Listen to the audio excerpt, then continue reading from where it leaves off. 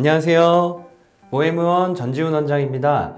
오늘은 우리 병원에서 특히 비절개 모발 이식 수술을 할 때 수면 마취를 안 하는 이유에 대해서 자세히 설명해 드리려고 합니다. 그래서 수면 마취의 특징 그리고 비절개 모발 이식 수술의 특징 두 가지를 섞어가면서 위험성에 대해서도 함께 설명해 드리도록 하겠습니다. 그래서 오늘 강의 주제 제목은 비절개 모발 이식 수면 마취 비추하는 이유입니다. 일단 비절개 모발 이식 수술의 특징을 먼저 설명드리고 그리고 수면 마취 특징에 대해서 두 가지 함께 설명을 드릴 텐데요. 일단 비절개 모발 이식 수술은 장점이 굉장히 많은 수술입니다. 일자 모양의 긴 흉터가 남지도 않고 삭발을 안 하고 수술을 해서 수술 직후에 티 나지 않게 할 수 있는 그런 여러 테크닉들이 많이 발전해서 요새는 비절개 모발 이식 수술이 추세다, 대세다라고 할 정도로 많은 분들이 하고 있는 수술이 바로 이 비절개 모발 이식입니다. 그런데 비절개 모발 이식 수술이 가지고 있는 가장 큰 단점이 하나가 있습니다. 바로 절개 방식에 비해서 출혈량이 조금 더 많습니다. 사진을 보시면요, 수술 다음 날의 사진입니다. 왼쪽은 절개 방식, 오른쪽은 비절개 방식 수술 다음 날 사진인데요. 절개 방식은 이렇게 뒷머리 후두부를 띠 모양으로 절제를 해낸 다음에 실로 봉합을 하게 됩니다. 그리고 지혈기를 이용해서 이 안쪽을 다 지혈을 하고 봉합까지 하기 때문에 출혈량이 생각보다 많지 않습니다. 하지만 비절개 방식은 하나하나 구멍을 뚫게 됩니다. 예를 들어 3000모 모발 이식 수술을 위해서 1500모낭의 모낭을 채취했다고 한다면 이 오른쪽에 보이는 이 빨간 구멍이 1500개 난다는 뜻입니다. 그 구멍 하나에서 피가 한 방울만 나도 1500방울 정도의 피가 날 수 있어서 왼쪽 절개 방식의 수술에 비해서 출혈량이 최소 5배에서 10배까지도 많아지게 되는 수술입니다. 그래서 비절개 모발 이식 수술을 하는 의사는 환자분의 출혈량을 줄이기 위해서 모든 노력을 기울여야 합니다. 이 화면을 보시면 비절개 방식은 지혈기를 사용하지 않고 봉합해서 지혈하지도 않고 오직 눌러서 지혈하는 압박 지혈을 이용해서 피를 멈추게 합니다. 그래서 출혈량이 절개보다 많을 수밖에 없겠죠. 그리고 수술 중에 출혈량이 많아지게 되면 혈압이 저하될 수 있고 어지러울 수 있습니다. 우리 빈혈이 있으면 어지럽다고들 하죠. 그리고 어지러움과 동반한 오심구토 증상이 있을 수 있고 혈압이 떨어지게 되면 우리 몸이 처음에는 빈맥이 생기게 됩니다. 빈맥이 뭐냐면 심박수가 올라가는 것을 빈맥이라고 하는데요. 혈압이 떨어지게 되니까 심박출 횟수를 늘림으로 인해서 우리 몸에 원활하게 피를 보내기 위한 대응 작용이라고 생각해 주시면 되겠습니다. 그래서 심박수가 처음에는 올라가다가 출혈량이 조금 더 많아지고 우리 몸이 위험해지는 상황까지 가면 오히려 심박수가 떨어지면서 섬에게까지 갈 수 있습니다. 물론 이런 단계까지 가기 전에 수술을 중단하는 것도 의사의 경험과 능력이겠죠. 그리고 똑같은 3000모의 모발 이식 수술을 한다 하더라도 남성들보다 여성들이 혈액의 양이 적기 때문에 실질적으로 출혈에 의한 위험성은 남성보다 여성이 조금 더 크다고 설명드릴 수 있습니다. 그러면 비절개 모발 이식 수술의 좀 가장 큰 단점인 출혈에 대해서 간단히 설명을 드렸고 수면 마취 방식의 특징에 대해서 설명드리겠습니다. 모발 이식 수술을 할 때 2번의 마취를 하게 됩니다. 일단 뒷머리 후두부 채취를 위한 뒷머리 마취 한 번, 그리고 채취를 완료하고 난 뒤에 이식을 위한 앞쪽에 마취 한 번, 그렇게 2번의 마취를 하게 됩니다. 이렇게 2번의 마취 주사, 국소 마취 주사를 놓게 되는데요. 대략 수면하는 시간은 5분에서 10분 정도를 대부분 병원에서 진행하고 있습니다.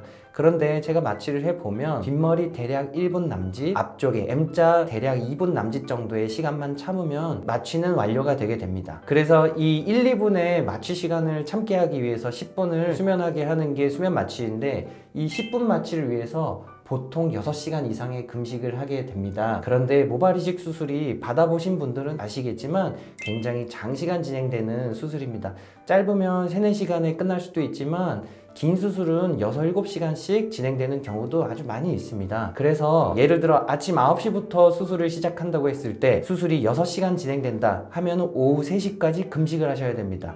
그런데 전날 저녁을 6, 7시에 드셨다고 생각을 해보시고 그 다음날 오후 3시까지 금식을 하셨다면 수술 중간에 굉장히 허기가 지고 힘이 듭니다. 그리고 장시간 동안 누워 있어야 하기 때문에 체력적으로도 부담이 되는 것이 사실이고요. 아까 말씀드렸던 비절개 모발 이식 수술 같은 경우에는 출혈량도 절개 방식보다 높기 때문에 빈혈이 수술 중에 오게 됩니다. 그래서 굉장히 허기가 진 상태에서 장시간 동안 누워있는 수술을 받으면서 출혈까지 되는 이 삼중고를 겪게 되면 체력적으로 굉장히 부담이 되게 됩니다. 그리고 또한 수면 마취를 할 때 가장 흔하게 사용되고 있는 프로포폴의 부작용에 대해서도 설명드리도록 하겠습니다. 프로포폴을 사용하게 되면 과용량을 사용하지 않았다 하더라도 본인 체중에 맞는 적정 용량을 사용했다 하더라도 무호흡증이 올 수 있습니다. 산소 포화도가 저하돼서 기도를 확보하는 그런 조치를 취해야 되는 경우가 굉장히 흔하게 발생합니다. 그리고 혈압도 저하될 수 있고 서맥, 빈맥이 두 가지가 모두 발생될 수 있습니다. 그런데 아까 비절개 모발 이식 수술에 있어서 출혈이 조금 많이 일어나면서 일어날 수 있는 부작용으로 혈압 저하와 빈맥, 서맥과 같은 그런 부작용이 있을 수 있다고 아까 설명을 드렸죠. 그래서 비절개 모발 이식 수술에 의한 출혈이 있으면서 이렇게 프로포폴의 부작용이 서로 중첩이 되게 되면 신체적으로 많은 체력이 소모되고 부작용이 조금 더 가중돼서 나타날 수가 있습니다. 그래서 비절개 모발 이식 수술을 하면서 수면 마취를 하시는 경우에는 응급처치가 가능한 아주 숙련된 전문의에게 수술을 받으시는 것이 좋고 응급 전문 장비가 병원에 보유되어 있는지를 꼭 확인하시고 수술하시는 것이 좋겠습니다. 그래서 우리 모엠의원에서는 비절개 모발 이식 수술의 위험성과 수면 마취의 위험성을 최소화하고자 절개 방식, 비절개 방식 모두 수면 마취를 진행하지 않고 있습니다. 그래서 모발 이식 수술할 때 수면 마취 한다 그러면 병원에서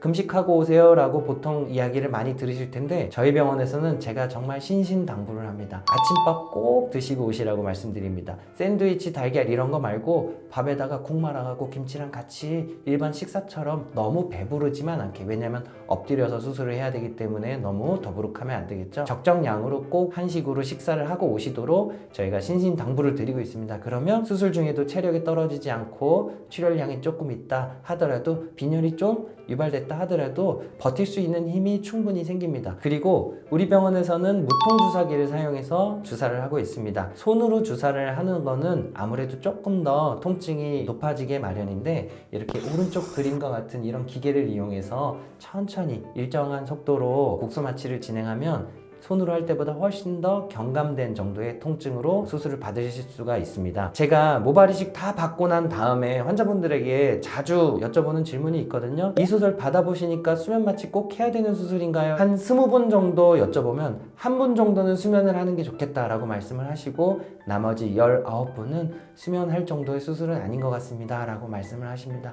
그렇다면 저는 매우 높은 확률로 굳이 수면을 하지 않아도 되는 수술이라고 생각하고 있습니다. 그리고 수술 중에 수면을 하지 않기 때문에 원활한 의사소통이 가능합니다. 예를 들어 수술 중에 좀 어지럽다든지 아니면 자세를 바꾸고 싶다든지 또는 화장실에 가고 싶다든지 하는 것을 완전히 맨정신으로 저와 같이 의사소통을 할 수가 있습니다. 수면 중에 의사소통을 할 수 없으면 불편한 자세로 너무 오래 있게 되면 이 근골격적으로 좀 많이 불편하실 수가 있고, 그리고 수면 마취를 하다 보면 의도치 않게 바지 실내를 하시는 경우도 이따금 있습니다. 그런 경우들을 최소화하기 위해서 완전히 맨정신으로 의사소통이 완전히 가능한 상태로 수술을 안전하게 진행하고 있습니다. 모발 이식 수술은 암 수술이나 다쳐서 하는 꼭 필요한 위급한 수술이 아닙니다. 그래서 아름다움을 얻기 위해서 위험을 감수할 이유가 하나도 없습니다. 수술에 있어서 가장 중요한 1원칙, 안전하게 수술한다. 이것을 꼭 명심하고 수술을 하고 있습니다. 물론 저도